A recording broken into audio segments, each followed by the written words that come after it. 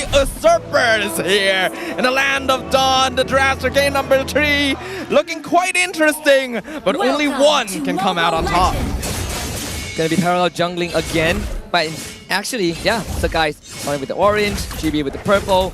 So kind of a shift in identity, right? Alpha now goes over to the side of Vamos. Sekyss gets the infamous Suyo.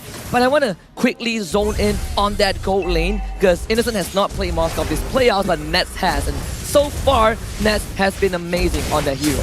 Yeah, the Moskov has not been seeing quite as much play, even though it was a pretty popular gold lane pick initially, precisely because we harken back to the WhatsApp text we had with Yumes. SRG realizes that pickoff comps are not quite as good as before. Moskov fits a little bit better into those lineups specifically, so they went for more scaling types that are good at team fighting, like the Nathan, like the Harif.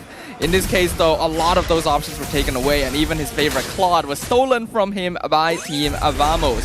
Personally, I really like the way that Vamos has drafted this time. There's a lot of respect being given over to SRG, and their team fight potential and utility is on another level entirely. But SRG has a lot of early game damage potential. Their goal is to end fights as fast as possible. I can agree with that for sure. Kramm has the lane priority. I mean, he is Khalid anyways. But I'm thinking from level 4 onwards, right? When the Netherrealm comes online, when the Glorious Pathway is available, how is SRG going to fight into Vamos? Or they just want to isolate key targets?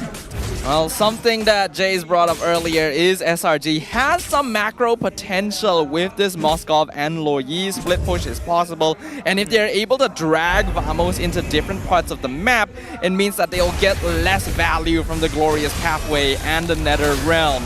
Vamos, they've so far been very good at responding macro-wise, so if SRG wants to do that, it's gonna take some creativity.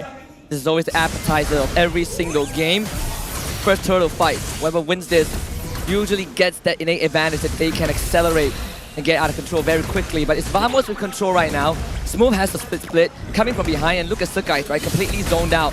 They need to find a way in, and Yumes will start it off the occasion. Initiated by SRG, Netherrealm as a response from Warlord. Revitalize, first blood for Kramm. Yumes flicker to safety. Sekyss will keep on going. It's going to be 2 for 1 so far in favor of SRG, but Vamos can continue this. It's going to be an attempt to save. Kramm could not get out. Stormie fails to escort him to safety, but in the end, it's SRG coming out with 3.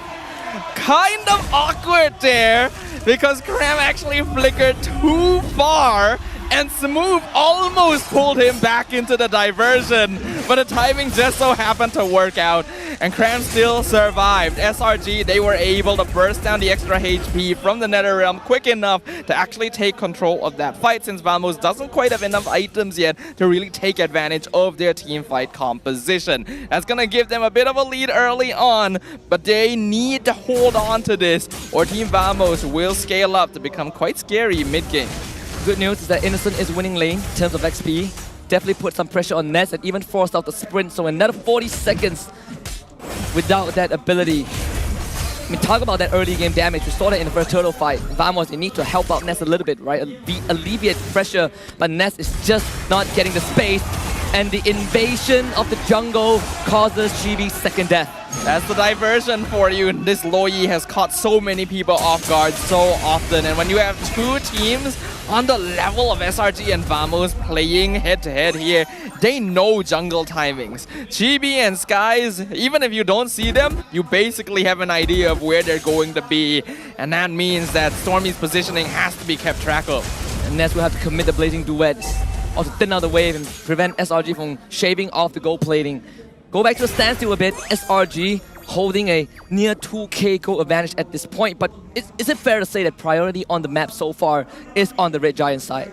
Definitely. Right now, with the diversion being played around and them holding pretty well in the mid and gold lane, Team Vamos will have a bit more difficulty identifying areas that they can try to puncture.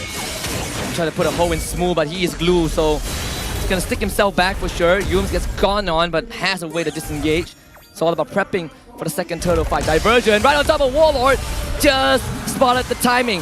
A xorn will have the pop that Revitalize, turns around the Glorious Pathway to get Chibi in. Good disengage from SRG and a re-engage, but unfortunately they lose Stormie. SOD connects, Innocent shows up, gets the pin on the Xorn, and SRG, they are the ones who start the fight, and they are the ones who end it. Fortunately for Vamos, they can't keep on going. That was initially not so good for SRG because the diversion placement was not so good. They found the person they wanted least, which was Xorn, and the glorious pathway placement was great. However, SRG, they really know how to balance their cooldowns. They know how to rotate in and out of the team fight. And Innocent joining in was just a nail in the coffin. They have the DPS. And unfortunately, they lose Warlord at the cost of Yumes. Talk about a worthy trade. Glorious pathway used. Xorn wants to go on forward with Smooth coming back, but Stormie is about to take a grab right out of there. You ain't catching this magician. Very well played. Again, SRG, they're identifying what cost them game number 2 and are adjusting to deal with it. I really love what I'm seeing right now. There is evolution in thought processes during the game by the Selangor Red Giants and growth in terms of drafting from Team Vamos. Unfortunately, the latter a little bit behind right now, but not by that much. 2K is still workable at the 6-minute mark. They just gotta make sure that this goal lead doesn't expand too much further. You're a numbers guy, right? How much does Retribution do at, let's say, level 9? I don't think I'm that good. But I can tell you that the Tap Soul Sever plus Quell the Evil deals almost 1.6k damage. Because Sekyss took the turtle without any retribution, and we saw that combo come right out, right? No buffer needed. There's a reason why many people consider Suyo to just be unbeatable in retribution battles. The percentage damage is too much. Ness gets pinned. It's going to be believed the way Yumes actually misses the onwards, and Chibi brings him down to the turret. As a means to disengage, Glorious Pathway gets light down, but Chibi needs the help of multiple ultimates. Even the Nether Realm is committed. And Vamos is all about surviving, and for now, they do. Now, throughout this playoffs, I have personally been complaining about the lack of Edith we've been seeing. And Smooth putting it, Yumes putting it on display here is really demonstrating why I've been so frustrated. This hero has so much utility, so much potential, and the damage coming out from Primal Wrath is just contributing even more to SRG's overall DPS. Team Vamos, they're facing a similar issue to what SRG was encountering in Game 1. They're not actually surviving the damage despite their sustain. Yeah, it's pretty surprising, right? Oh, here comes the gang. Where's Chibi? Separate Chibi. Who is Chibi? Where is Chibi? How is Chibi? The answer is he's dead. Smooth with the spin trying to get away, but they're gonna chase him down. Smooth gets out with his life, but third turtle on the board. Everyone always asking where is Chibi. No one asking how is Chibi, because he can't be feeling too good right now. His rotations are being identified every single time. Information is being passed through the grapevine so efficiently, so quickly.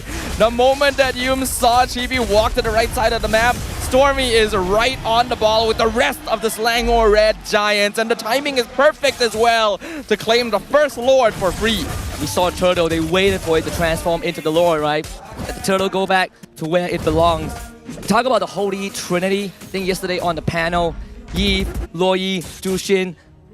When only Loyi is left, SRG, they hit the jackpot. Damage dealt ranking. Sekyss in the lead, followed by Kramm and Stormie. Sekyss has done 10,000 more damage than the second place member, which is Kramm. If that doesn't tell you that Suyo may be just a little bit overtuned, I don't know what will. There's so much potential coming out from this hero, and while I personally felt like Sekyss wasn't the best with it initially, he sure feels like it now. They do send Yumes in to find Xorn. It's all about controlling the map.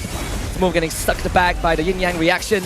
Innocent on tier 2, but Kramm, he actually wants more. They actually has the damage to do so. Sekyss comes in, gets stunned out by Law and Order. Glorious Pathway committed. It's a means of turret. SRG finds another pick. And now they'll have a chance to crack more structures. We talked about the importance of early game momentum in this meta, and we're really getting to see it in this series. The game is basically being decided by whoever controls those first few minutes, and in this case, it is the Selangor Red Giants. 9.5 minutes, they're already pushing in the inhibitor. And the yin-yang reaction is a bad omen for Team Vamos. They go for a re-engage, but finds nothing. Smooth splits into Goblins, but SRG, they like those odds. More Goblins, more damage. more screen time. SRG finds 4. Vamos comes in. Glorious pathway. Warlord gets jumped on. Xorn gets stuck back in. No more run around. Only a 7th soul. Selangor Giants takes the lead and takes game number 3. Oh my.